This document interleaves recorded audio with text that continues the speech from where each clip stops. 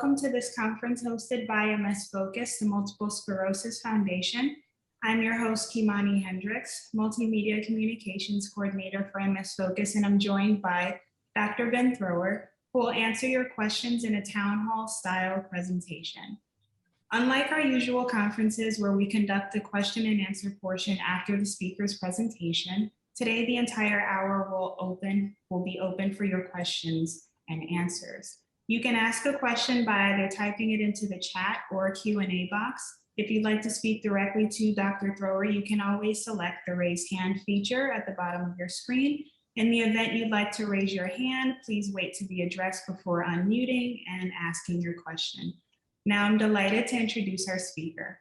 Dr. Ben Thrower is the Medical Director of the Andrew C. Carlos MS Institute at Shepherd Center. He previously served as the Medical Director for the Holy Family MS Center in Spokane, Washington.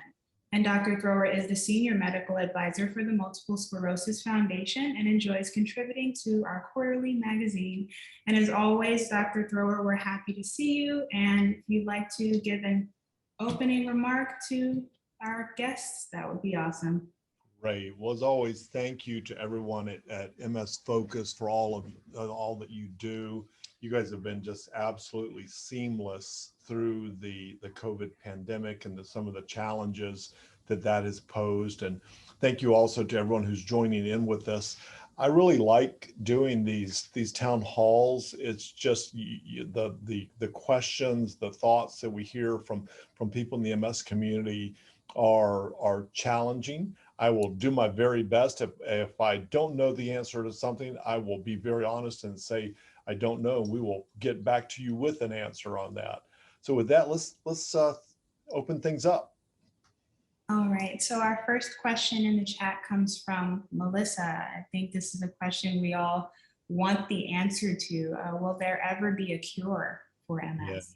Yeah, that's obviously the million-dollar question, huh? And I always like to step back with that and say, realize that everyone with MS is maybe in a different place. And so someone who's newly diagnosed, cure may mean something very different than someone who's been dealing with MS for 20 years, who may have mobility challenges or other issues that they're struggling with. So if you're that newly diagnosed individual and you have really no physical limitations, cognitive limitations, cure for that person probably means let's stop this dead in its tracks. I want to be reassured that I will never have disability in the future. And I would argue we're awfully close right now with the over 20 FDA approved treatment options. We feel like we've got a pretty good chance at stopping MS for a lot of newly diagnosed individuals. For the person who's been dealing with MS for a while, who has disability, we would like to reverse that disability. So we'd like to do two things for that individual: stop any future progression and reverse what's been done. And we are getting close on those fronts as well. I do think it will happen. When we think about neural repair, the brain and spinal cord are different than other tissues and organs in the human body, in that they don't repair themselves as well. Our skin replaces itself continuously. Hair makes more of itself continuously, but the brain and spinal cord are not quite as good at that. But we do know it's possible. As humans, we can remyelinate to a certain degree. Why we don't do a better job of it is a bit of a mystery, but we're getting closer to solving that riddle. One of the things I'm very excited about is that at Shepherd Center, we were one of 2 sites selected in the United States, along with 4 European sites, to do a study with a particular mesenchymal stem cell. This is it's a phase 1 study looking at repairing damage in the brain and spinal cord. So about 5 weeks ago, we did the first human subject with this particular stem cell line. It was a one-time IV infusion. Today, we did human number 2. Both have tolerated the infusion really well. It's probably too early to know whether we're going to see repair or not, but certainly we're praying that that's the case. Our next question in the Q&A comes from Elizabeth. She says, it's been 11 months and my last Ocrevus infusion and I still don't have B cells. So she says, should she get the booster or a third dose or a flu vaccine? Any idea on average when B cells might reappear? Thank you. Yeah, so this is a big question. So when we think about B cell therapies in MS, so Ocrevus or ocrelizumab, rituximab, Truxima, which is another version of rituximab, and Kesimpta, these are ofatumumab. These would all be our B cell therapies. These are all drugs that target a CD20 receptor on B cells and decrease the number of those B cells. With Ocrevus, the B cell depletion is going to last at least 6 months. In some people, it lasts longer than that, a year, year and a half, I've seen in some individuals. What we know is that vaccine antibody production can be affected by B cell therapies. With Ocrevus in particular, we know that about 50% of individuals don't make antibodies to the COVID vaccines. They do appear to make a good T cell response. So far what research has suggested is that almost everyone on Ocrevus does make a good T cell response to COVID antibodies, and I would suspect to other antibodies as well. So the timing of doing your vaccinations is something we do need to talk about in Ocrevus and Rituxan patients. If you're 11 months out now from your last Ocrevus infusion, I would say it's time to, if you've not been COVID vaccinated, get COVID vaccinated. If you've been vaccinated, go ahead and get that third dose or booster now. When we say third dose or booster, that the medicine, the vaccine we're giving is the same. Those two terms apply to two different types of individuals.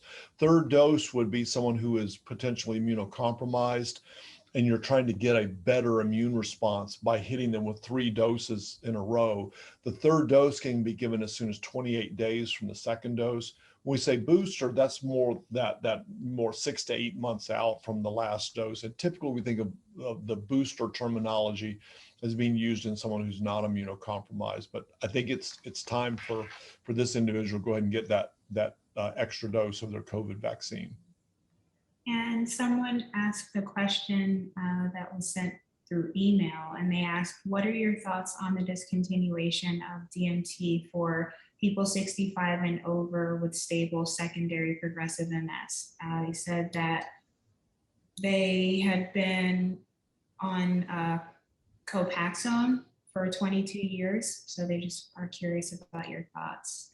Yeah, so we know that humans do reach a point where they probably can go off of their disease-modifying therapy. So the immunologic term is called immune senescence. It means our immune system has calmed down enough that we're less likely to generate angry inflammation that would drive an autoimmune condition like multiple sclerosis. There's no exact age where people hit immune senescence, and there's a lot of variability from person to person. So in one person, maybe it is at 65, and someone else, maybe it's at age 75. So we don't have a biomarker, a blood test that would let us know for sure when someone's there. I think 65 is a reasonable time to start having that discussion. If the person's been stable for years, go ahead and stop the medication, repeat an MRI, maybe at 6 months, and make sure that nothing is blossoming on the MRI. And chances are that person's going to do fine, having been stable for 22 years on the Copaxone. So we have another question about the Pfizer booster from Mary. She says that she's just over 65 and got the second shot 7 months ago, and that initially we were told to wait 8 months, and she wants to know if it's advisable to get the booster now, or can she wait a little longer? She says she's in the San Francisco Bay Area. So if she's not on any sort of immunosuppressant drug for her MS, then she could almost make that decision just like anyone else. And so if she's just received her second dose, she should be good for that 8-month period before she needs to think about the booster. It would only be if she's on an immunosuppressant drug or is in some other way immunocompromised that we would say we're going to do a third dose 28 days from her second dose. But barring that, she's good to wait for the 8 months.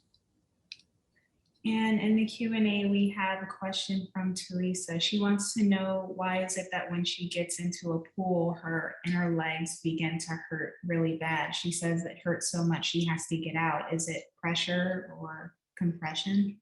So, you know, sensation is altered in people with multiple sclerosis. So some people have very, very sensitive skin, and things light that would be a pleasurable sensation, light touch, a light stroke, can actually be really uncomfortable for a person with MS. So it may be that she has what we call dysesthesias, or this sort of scalded skin, hypersensitive sensation. I would have her look at the pool temperature too, just to make sure it's not too warm. But it sounds like probably more than a temperature issue. It's probably more of an altered sensation issue, and that's something we do see in MS, unfortunately.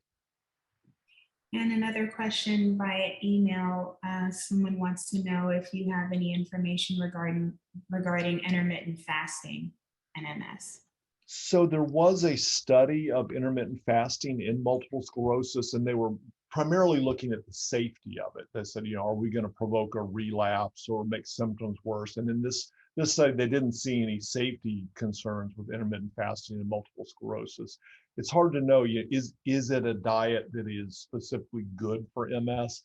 Dietary studies are tough in any health issue, let alone MS. So I don't have any particular problems with people trying intermittent fasting with multiple sclerosis. They're physiologically, for all humans, there is some rationale behind why intermittent fasting could be a healthy thing in terms of weight maintenance and whatnot. So I certainly wouldn't discourage someone. Now, if you have diabetes or some other metabolic problem, we'd want to get clearance from your internal medicine, your doctor, or your endocrinologist before we go down that path. So I don't want to butcher the first name of the next person, so I'll just go with their last name.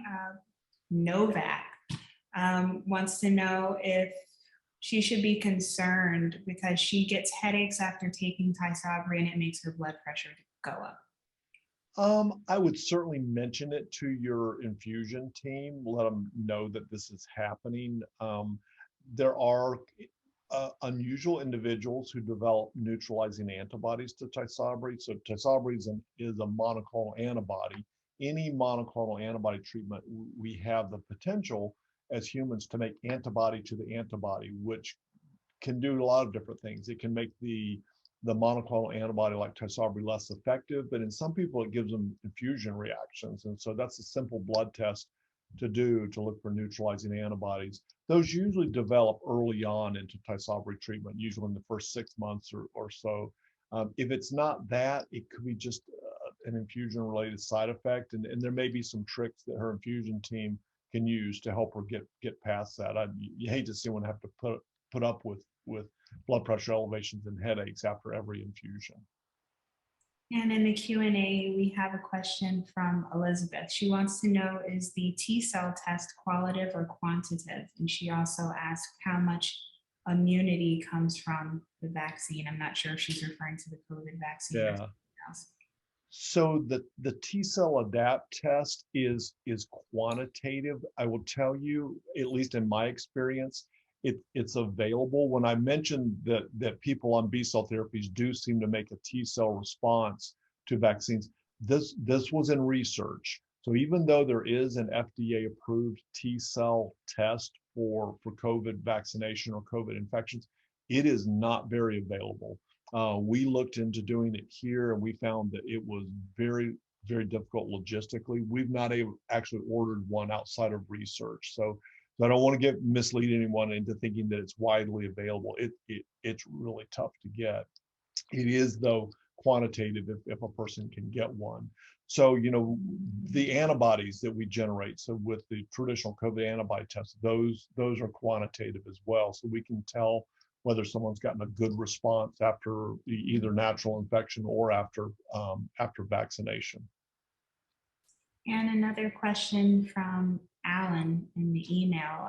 He says that he cut his thumbs in a ladder accident recently, and he walked into a trauma center and they gave him an injection of lidocaine to numb his thumbs, but it didn't work. And they gave him a second injection and the same thing happened. So he says he went to the emergency room and he received a digital block, which allowed him to receive sutures. And he says that he's 73 years old and wants to know if his MS is getting in the way of his body, or if it's the cause of his body's inability to get easily numbed in these situations. No, so it's not as MS. I mean, different people just have, different abilities to receive local anesthesia. So, when you do a lidocaine locally into a laceration like that, some people get really good anesthesia and other people don't. You have to go to the digital block.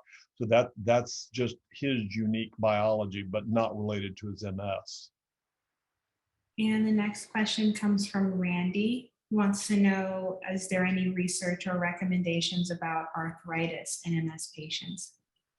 So it depends on what type of arthritis we're talking about. So if we're talking about routine wear and tear, osteoarthritis, that's something any of us can get. I do think people with MS who have gait changes, so if your walking is altered, maybe you've got a little bit of foot drop and you're circumducting a leg or throwing it out, you do potentially put more wear and tear on your ankle, your knee, your hip, your lower back. So that's an indirect result of your MS.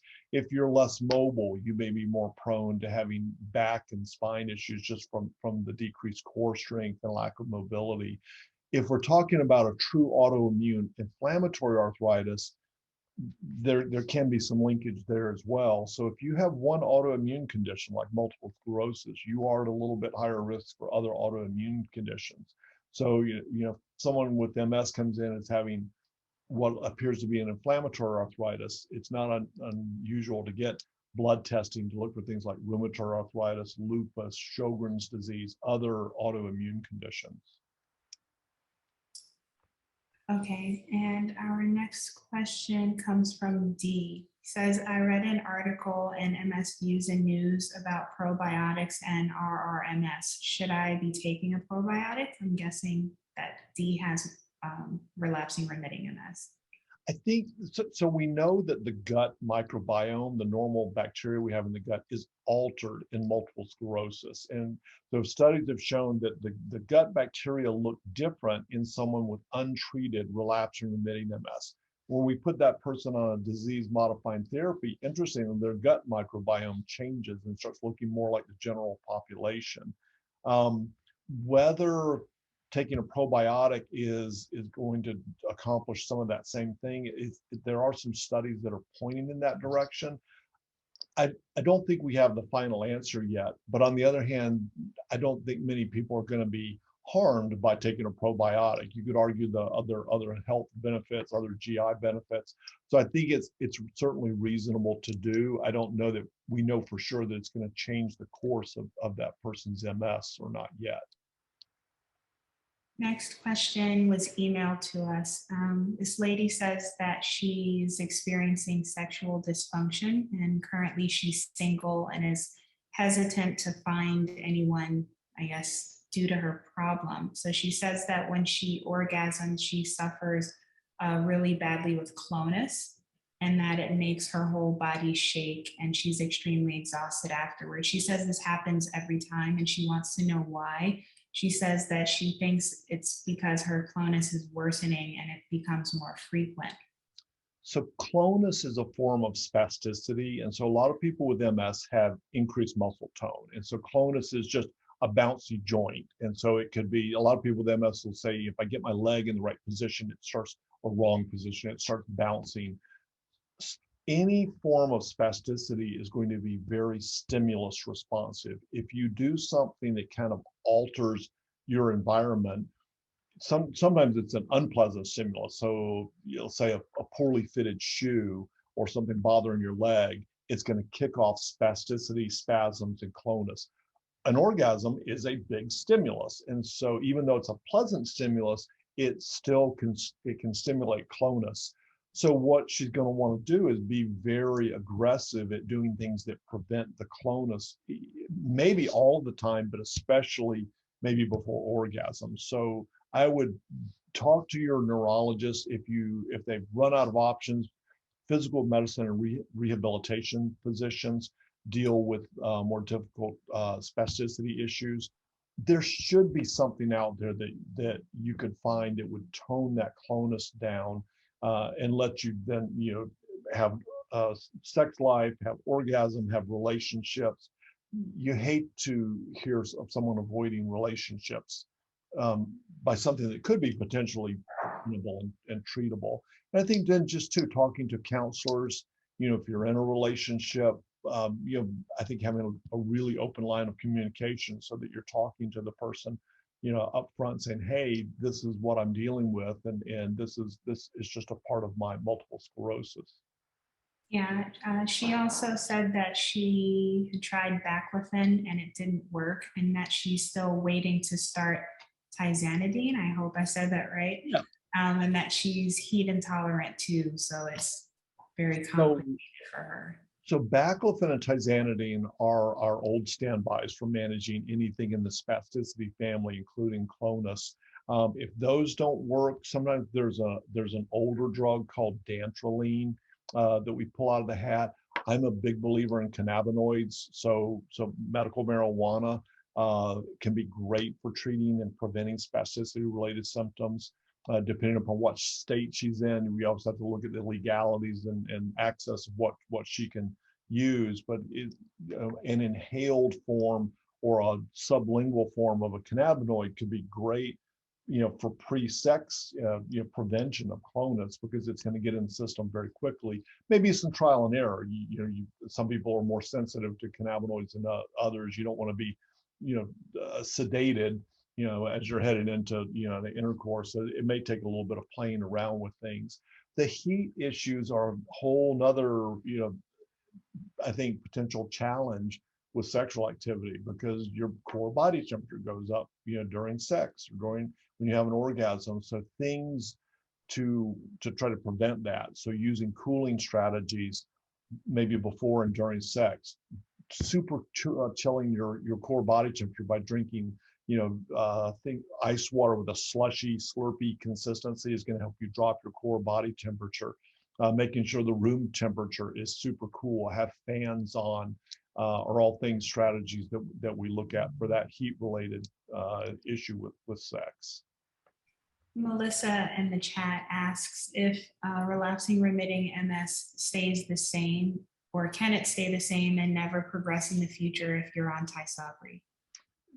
It can. So the natural history of MS, relapsing remitting MS untreated, is that most people move towards secondary progressive MS. Our goal with treatment, and especially with highly effective therapies like Tysabri, is that you never get there.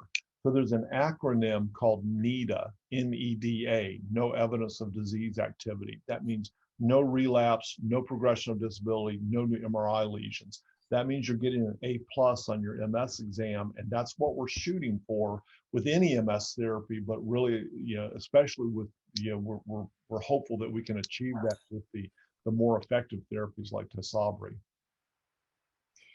Sonia wants to know if you know anything about Caliper for PPMS. About what was that? I'm guessing it's Caliper. I'm not sure. Caliper, Caliper. I am not familiar with that one. I will. So maybe Casey, if you're on the line, maybe you can do some research in the background while we're moving on. We'll circle back to that one. Okay. Got it. So the next question comes from Randy, and he wants to know if there is any research on PML and MS. Quite a bit.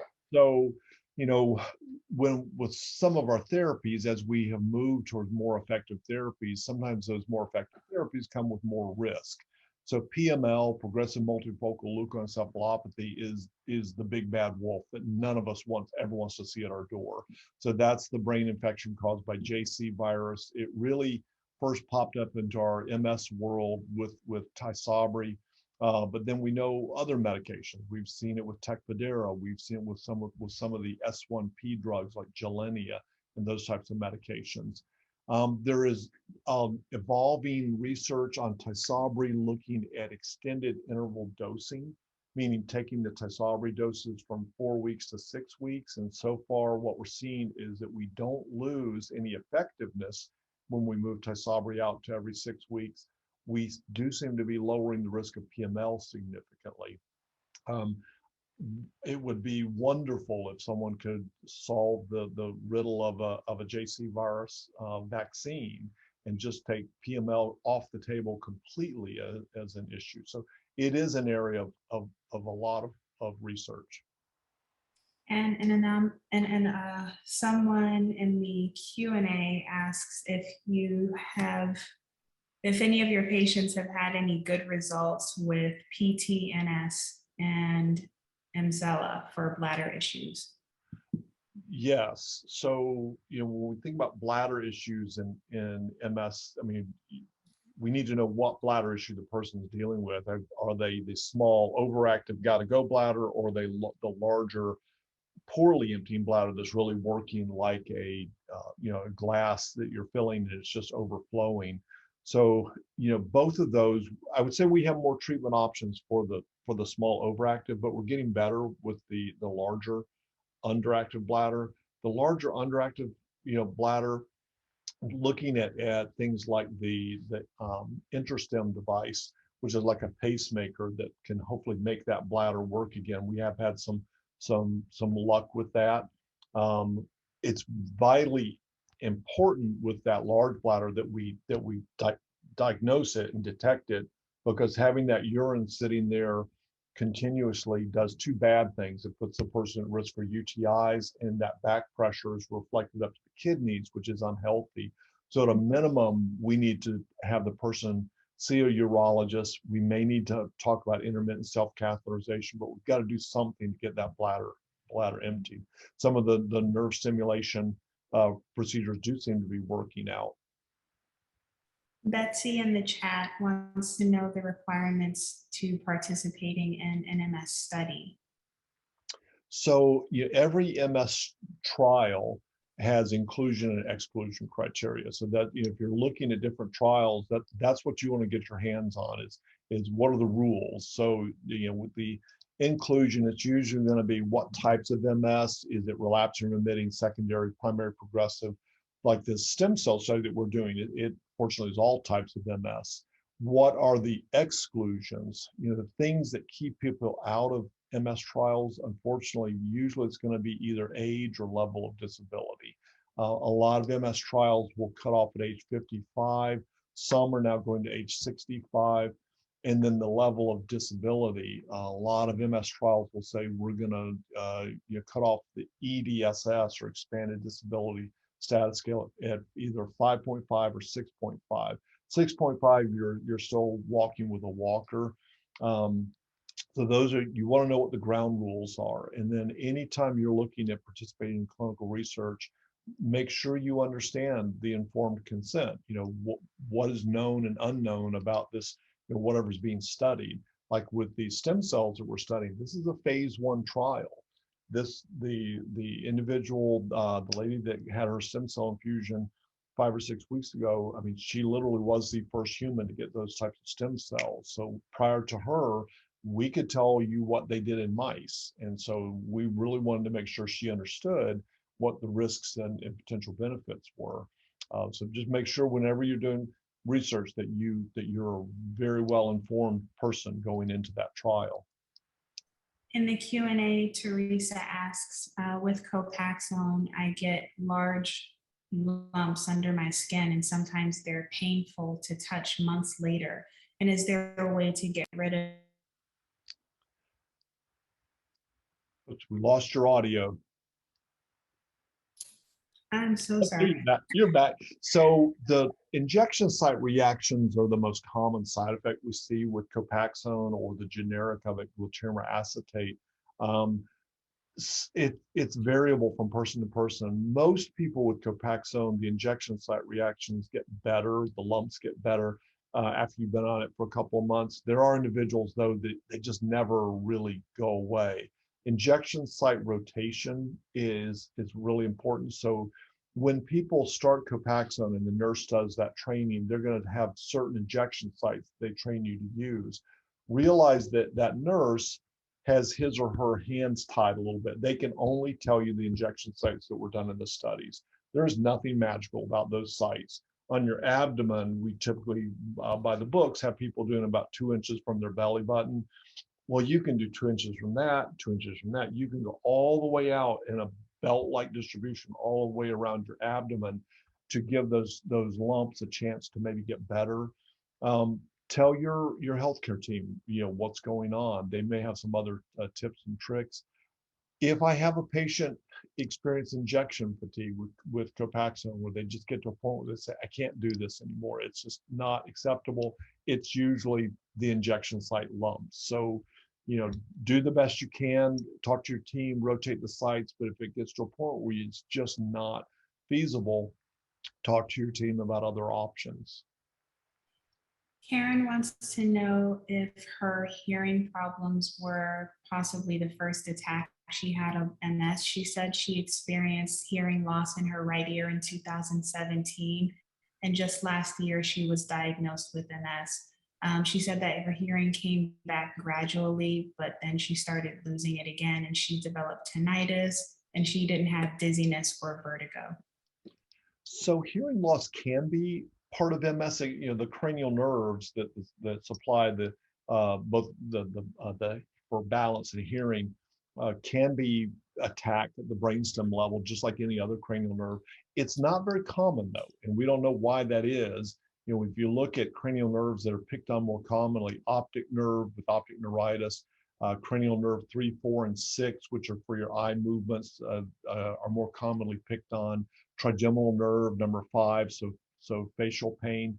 These are cranial nerves that seem to be picked on a little more commonly. But that said, it can be a manifestation of MS. What I have also seen in some individuals, again, because you have one autoimmune condition, you are at a little more risk for other autoimmune conditions. We have seen individuals who have an autoimmune hearing loss. So they've had an autoimmune attack on their 8th cranial nerve for hearing. So if it's not clear that it's MS, I would certainly maybe want to make sure you bounce it off of an ear, nose, and throat doc. Make sure there's nothing else going on that would account for.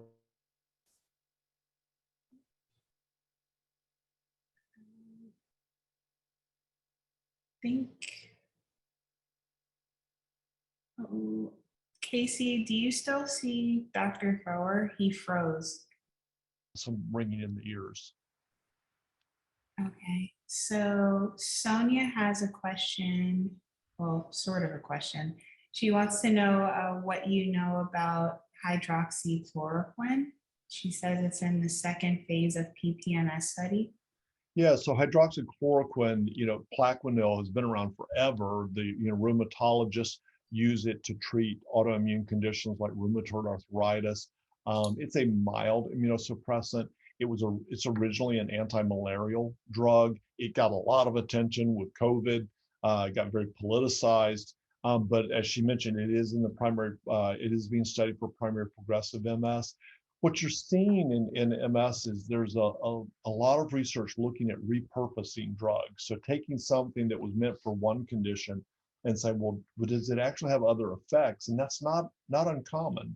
There was a lot of interest a few years ago in the statin drugs, seeing if they could actually be used as a long-term MS treatment, because what researchers were finding is that the statin drugs not only had effects on cholesterol levels, but they also had effects at the blood-brain barrier that might make them anti-inflammatory. As research went on, it didn't pan out. It didn't look like there was much benefit. So maybe hydroxychloroquine will go the right direction, because it certainly looks like a very safe drug. It's been around forever. It's cheap. So it'd be nice if it worked out in primary progressive MS, where we don't have a lot of options. Right now, our only FDA-approved disease-modifying therapy is Ocrevus for primary progressive MS. And Pat from Facebook wants to know if there are any new medications for secondary progressive MS. Not right now, but what you're seeing as most new drugs are getting FDA approval, that a lot of them will be indicated for active secondary progressive MS. And that's a relatively new term for a lot of us in the MS world. So what the heck is active secondary progressive MS? We used to just use the term relapsing, remitting, and secondary progressive. Now they've divided secondary progressive MS into active, with activity and without activity. With activity means that you are still having relapses and or new lesions on MRI. So it's almost like a transitional form moving from relapsing remitting to secondary progressive. So most new therapies are getting that indication as well for that form of MS. The labels that we use in describing MS, relapsing remitting, secondary progressive, with activity, I'll just remind people, this is not an exact science, and those lines are not always as clear as we think they are. A lot of people with MS are on treatment with a disease modifying therapy. So let's say that you're on a disease modifying therapy and you have no relapses, you have no new lesions on MRI, but your disability is getting a little bit worse. Is that secondary progressive MS without activity? Maybe, maybe not. What if we're taking the peaks off of the inflammatory mountains with your disease modifying therapy? So we're stopping your relapses, we're stopping your new lesions, but we're not stopping the disability progression. In some of those individuals, if you take them off of treatment, you'll see the inflammatory component again. So they really still have a relapsing form of MS or secondary progressive with activity. We're just changing what their MS looks like by their disease modifying therapy. And so it gets, again, it's not an exact science. Linda in the Q&A wants to know if it's safe for a person previously diagnosed with breast cancer to return to using Ocrevus. She says that she has primary progressive MS now, and that she was taken off Ocrevus a year prior to her cancer diagnosis. So I would definitely run that by your cancer specialist. So the reason that the breast cancer issue is discussed with Ocrevus is that in the phase 3 studies of Ocrevus in relapsing remitting MS, they were comparing it head to head with Rebif. In the Ocrevus arm of that trial, 6 women developed breast cancer. In the Rebif arm, no women developed breast cancer. But when you look at the size of the study and the number of women and the ages of the women that were in both arms, what natural history would have predicted is that 11 women would have developed breast cancer in each arm. So the 6 in the Ocrevus arm was actually lower than what we would have expected by natural history.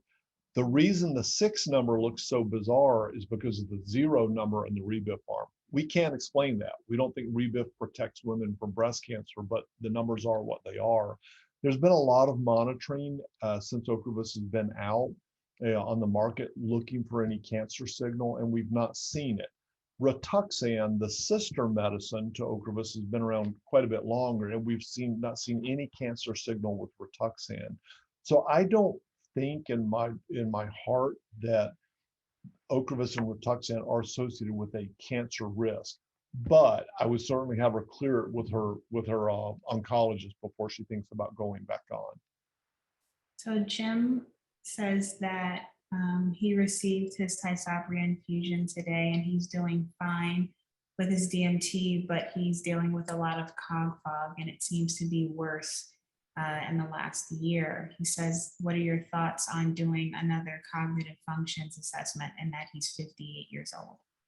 Yeah, so we want to pay a lot of attention to cognition. It affects people's quality of life, potentially dramatically.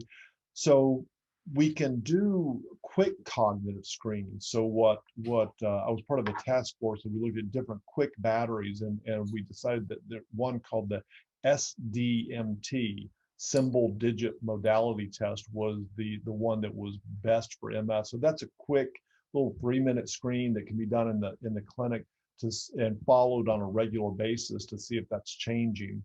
The challenge, ideally, we'd love to do full scale neuropsychological testing, the big cognitive test, which it sounds like he had done on a regular basis. We have to be a little bit careful doing it too soon. There is a practice effect. And so if we do full scale cognitive testing too soon, we may actually see improvements because the person has seen the format before. They got better just because they've seen the format and they practice at it in effect. So that would be something that he can ask his neurologist. Normally, we like to wait 2 years between full-scale testing. I've seen people do it a little sooner than that, but for sure, 1 year may be a little too soon. Working with a speech language pathologist is something that you can think about also. So they do cognitive rehabilitation. They can look at those results that you had from the prior cognitive testing and help you design some strategies to maybe function better and get around some of that cognitive fog. And we have a question from an anonymous attendee in Q&A. So she says that I'm a 65-year-old woman and I'm taking Tecfidera. She says that she's in a wheelchair. She's 5'1" and weighs 236 pounds, and that she's going to have a gastric sleeve surgery soon. And she wants to know if you think this is a wise move. So if the gastric sleeve, if the person is having mobility issues, obviously the weight can make that more of a challenge. So I think if there could be safe weight loss, it may help with her quality of life and mobility. I don't think there is a contraindication just because of her MS. We've had hundreds of people with MS have different bariatric surgeries from sleeves to full gastric bypasses. So I don't think that's an issue.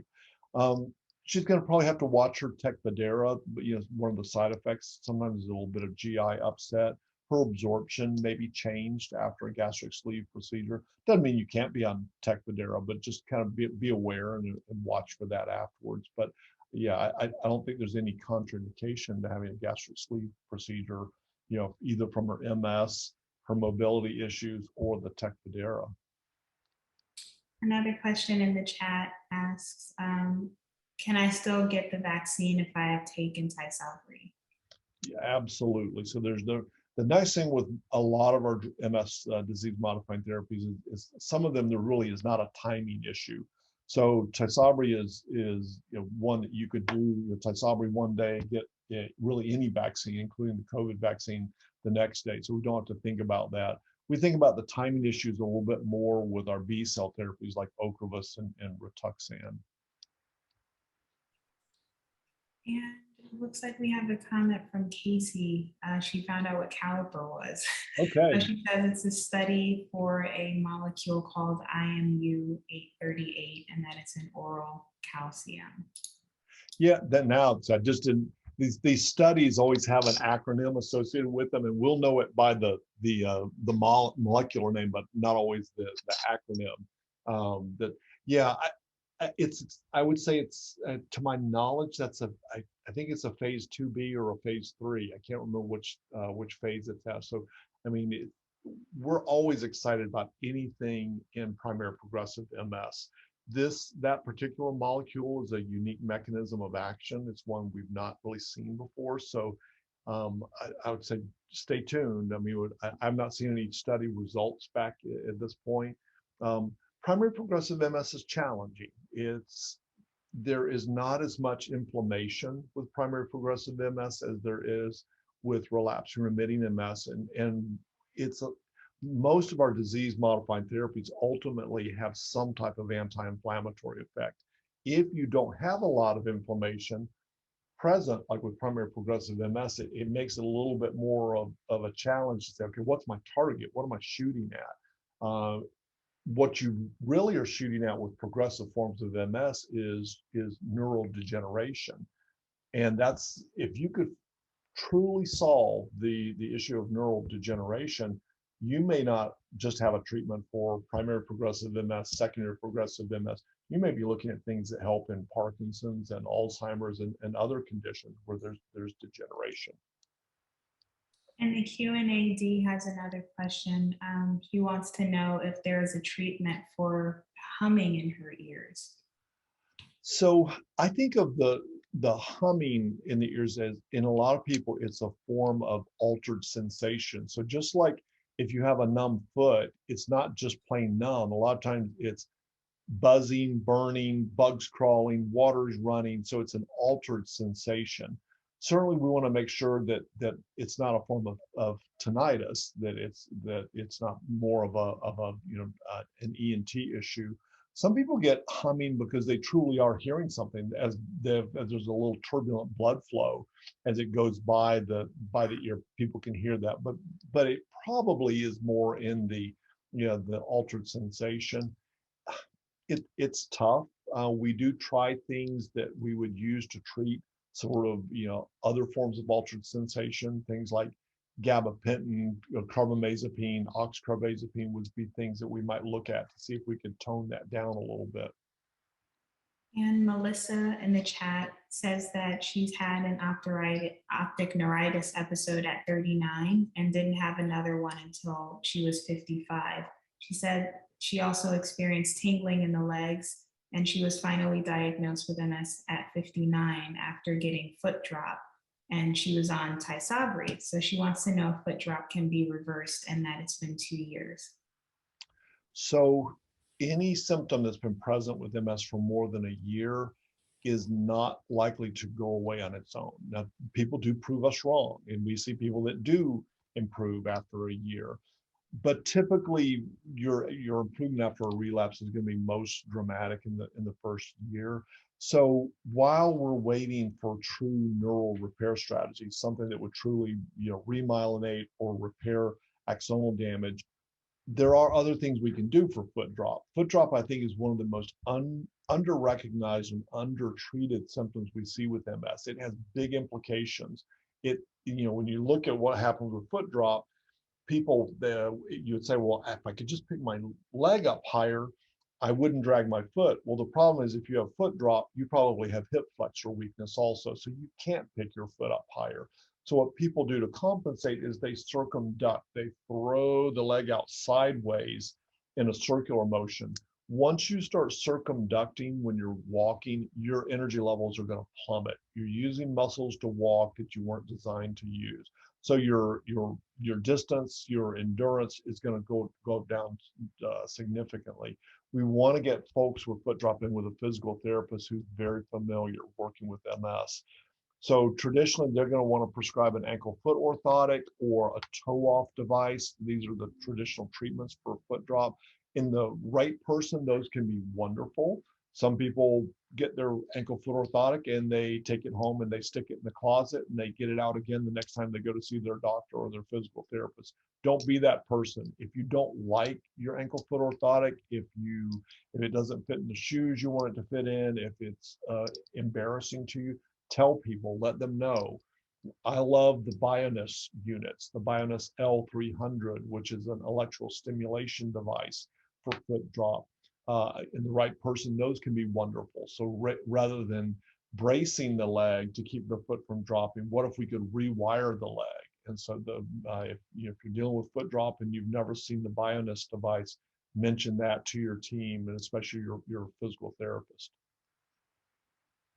And someone in Q&A says their neurologist wants to start them on Kesimpta, and they said that their immunologist says no because they have a secondary autoimmune deficiency.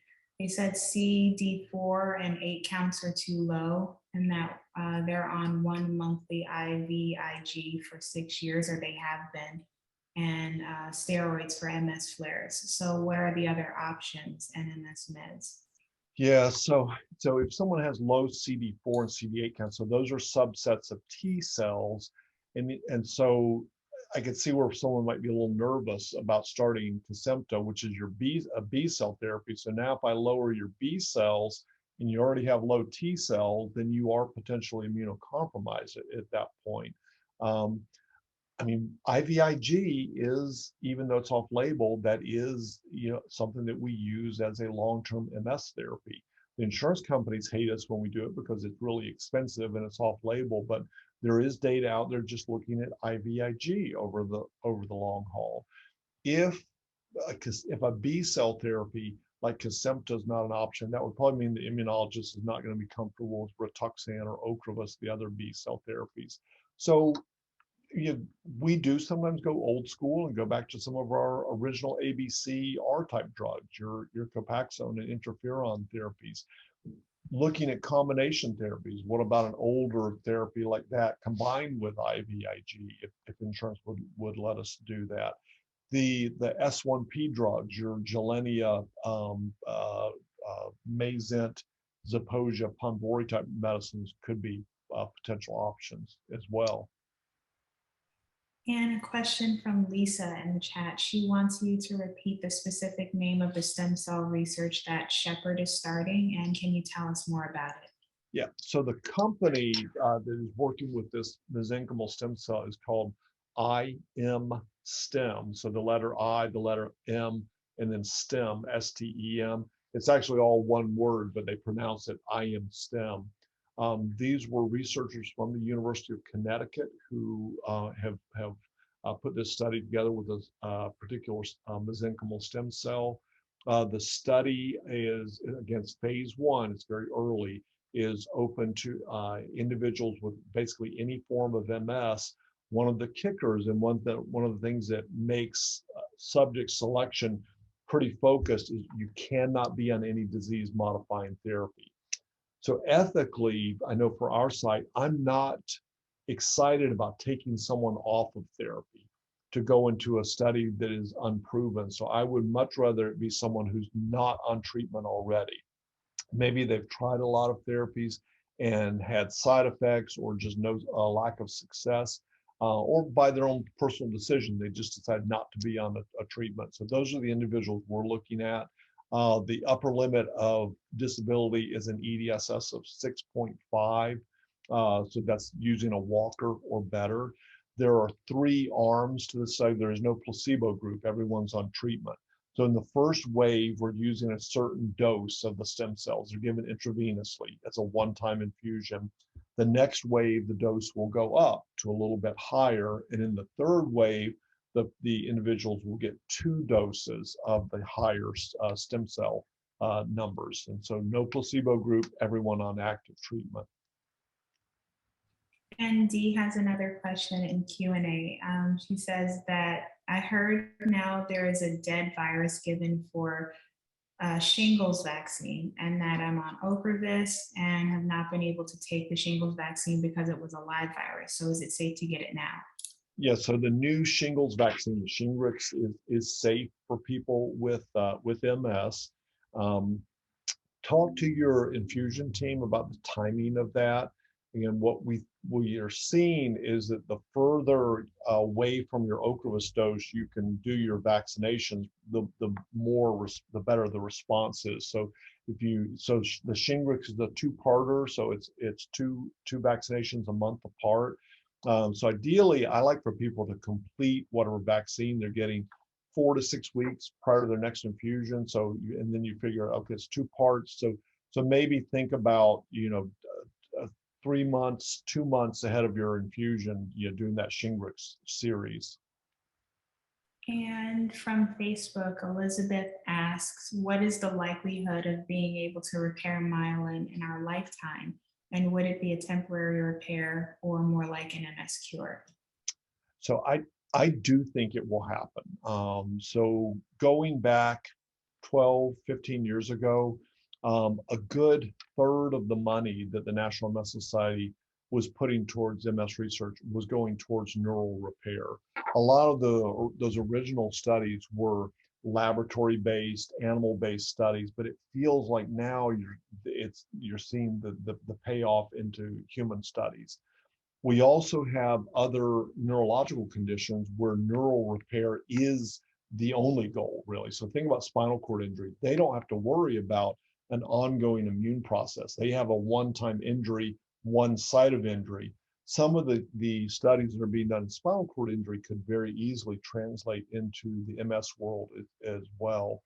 So I think it's very possible that when we have a neural repair option, it's very possible the person's still going to need to be on a disease modifying therapy, because in my mind, you still need to prevent the ongoing damage. So have something really effective that prevents new damage, have something, a neural repair, remyelinating agent that comes in, cleans up the old damage. So I think it may be a 2-pronged approach towards thinking about a cure. We actually have 7 minutes. Are you good to stay a little longer? Absolutely, sure. Awesome. Okay. So there's another question from Facebook from Norman. He says that he's been taking Gilenya, and for 4 years, he's had a small side effect with like herpes, but he says that he had not had any episodes before. And he wants to know, is there a chance to change medications to a new drug? And yeah, is there a new drug coming to the market in the future? And he's afraid of the long term side effects. So the S1P receptor modulators, which is what Gilenya is, have been associated with a higher risk of reactivation of herpes viruses. So that could be cold sores, it could be genital herpes, it could be shingles. So if it, let's say it was a cold sore that was recurring, but otherwise the person's doing well on Gilenya, well, maybe being on a suppressive dose of Valtrex on a daily basis would be a compromise. If you're getting good efficacy with the Gilenya, maybe you can keep it, but suppress the herpes. If it's bigger than that, or the Valtrex isn't working, then you probably have to move to something else. And it would be something outside of that class. You wouldn't want to move to another S1P drug for fear it's going to do the same thing. But there's certainly other, oral medications. We've got Tecfidera and the generics of it. We've got Aubagio, we've got Vumerity, we've got Mavenclad, lots of other things that are out there, or the infusible medications like your Tysabri, Rituxan, Kesimpta type drugs. So there are always other options. Karen says that she has one more question. She wants to know, is it possible for PPMS patients to see their MS wane due to an aging immune system? She says that she's 62 and was diagnosed last year, and that she's been taking Kesimpta for 1 year. So what did you say, PPMS or? PPMS. So I think PPMS, like any of the forms of, it does have the potential for just leveling out, and not to be pessimistic, but the other thing we do need to think about when we think about the human immune system calming down is that does happen with age. But the other thing that happens that could be a potential negative that could lead you to maybe still seeing some progression is loss of neural reserve. So as humans, all of our brains start shrinking a little bit after age 30, and that happens to all of us. So sometimes when someone with MS says, my symptoms are getting a little bit worse, but my MRI isn't changing, how can that be? It may be that your MS really is not changing, but it's the loss of neural reserve just due to normal human aging that's making old MS lesions a little more obvious, just because we don't have quite as much of a backup plan. So those things do factor in. What can we do to preserve neural reserve? Staying as fit as you can be, just staying as healthy as humanly possible, we think helps keep that neural reserve in place. Of, again, physical activity, cognitive activity, challenging yourself cognitively probably helps with cognitive reserve. And a comment from Dee again, and she just says, thank you for doing this session and answering my questions. Absolutely, you're welcome. In the Q&A, Julio wants to know if you've had any experience with your patients using Tau patch. Tell me, spell that one for me. TAOPATCH. I have heard of that. I've not had any experience with it though. Okay. Melissa, I like this question. Melissa says, how did the doctor get involved with his specialty of MS? I'm glad he did. Oh, tell her, thank you. So I kind of, I would say, evolved into the MS world. So in Spokane, Washington, where my wife and I found ourselves, my wife was doing Air Force payback time for her pediatric residency. Spokane, Washington is a high prevalence area for multiple sclerosis. So I was actually in general neurology and found that about, over time, about 50% of the individuals in my practice were people with MS. I really enjoyed working with the MS community, but I knew that as a neurologist that I wasn't doing enough, that I needed a comprehensive team, that I didn't have a physical therapist, an occupational therapist, a speech language, but there was this big comprehensive team that to really do MS right, you needed to be a part of. And we had great people in the community, but not, under the same roof. So I started farming myself out to different MS specialists around the country. Spent time with Randy Shapiro in Minneapolis. Spent a lot of time with the Can Do MS folks out of Colorado, and really developed an idea of what a good comprehensive center should look like. We had two nonprofit systems in Spokane. We had a Catholic system and a Protestant system, and we kind of on paper designed what we thought the ideal MS center would look like, and went to both of those nonprofits and says, who's in, who wants to come along for the ride and give us 10,000 square feet and a physical therapist. And the Catholic system actually stepped up and said, we really think that fits our mission to do that. So that's the Holy Family MS Center in Spokane, still there. So my wife and I both grew up in the South, and so our 4 kids were growing up really with no extended families. So that's how we ended up back here in the Southeast.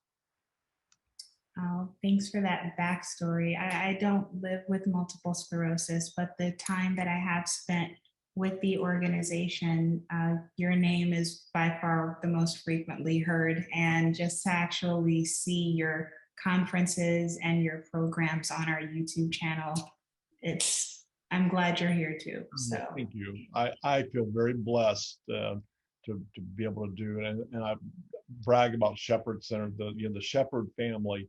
If you're not familiar with that story, it's worth looking up. You go on shepherd.org and read the backstory there of a family who took a personal tragedy with their son having a spinal cord injury. And this is a family who knew nothing about hospitals. They're in road construction, and because of the care their son got at the Craig Rehab Institute in Colorado, they said, well, why did our son have to go all the way from Atlanta to Colorado? So Mrs. Shepherd is a force of nature.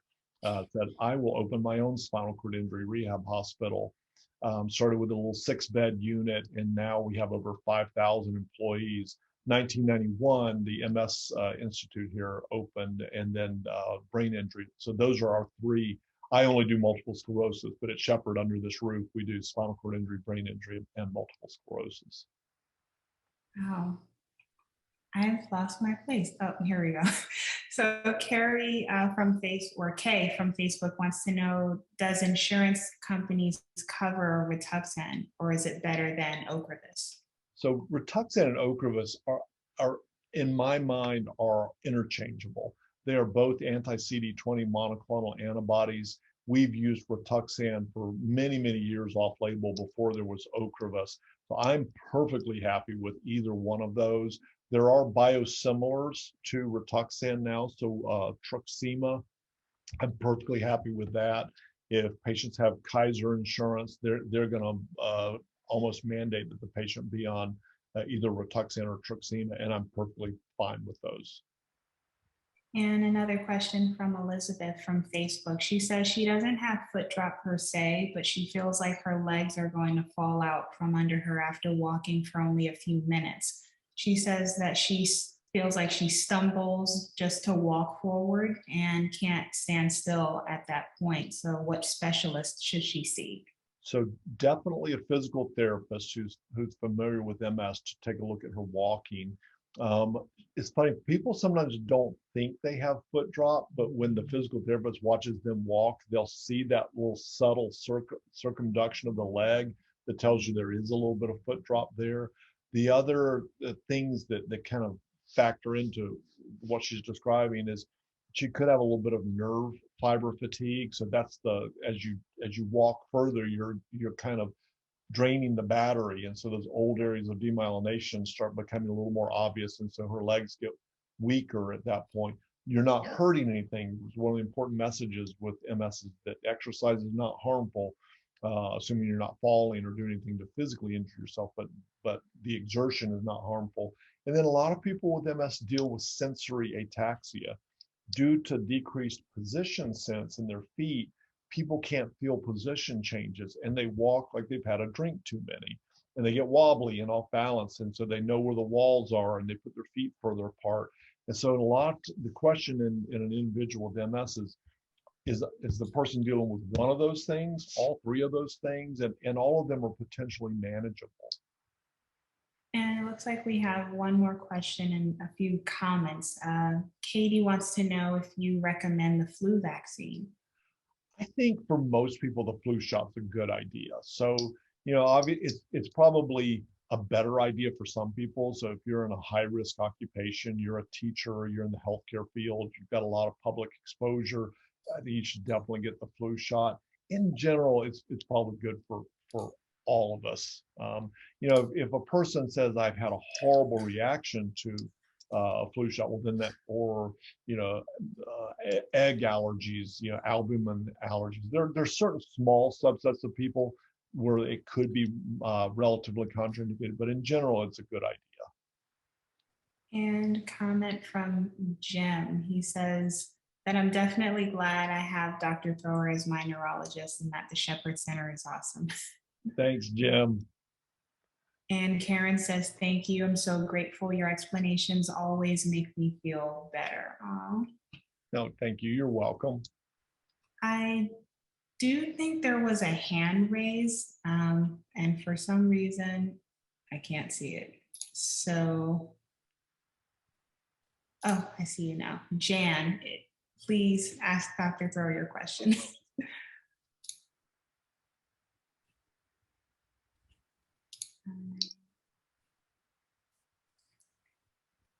Oh, Jan, are you still there? Hope so.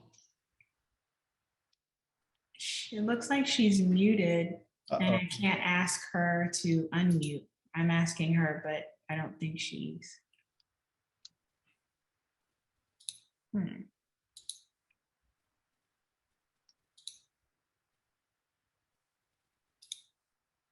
Yeah, I don't know why I can't unmute you, Jan. Well, Casey, if she emails you a question, just feel free to shoot it to me. Absolutely, will do. Okay, well, we went through all the questions and comments, so that's good. But that is all the time that we have for now. If you missed any part of this conference, it will be available on demand on our MS Focus SoundCloud page, msfocusradio.org, the Multiple Sclerosis Foundation YouTube channel, and our Facebook page. We are going live from Facebook now. So after the conference ends here, just wait 5 or 10 minutes and then you'll be able to rewatch it from Facebook. Our next conference is Thursday, October 21st at 6 p.m. Eastern Time with Dr. Colina Sanders, whose topic is managing your symptoms of MS. And please remember to follow MS Focus on Facebook, Twitter, and Instagram for times and access information.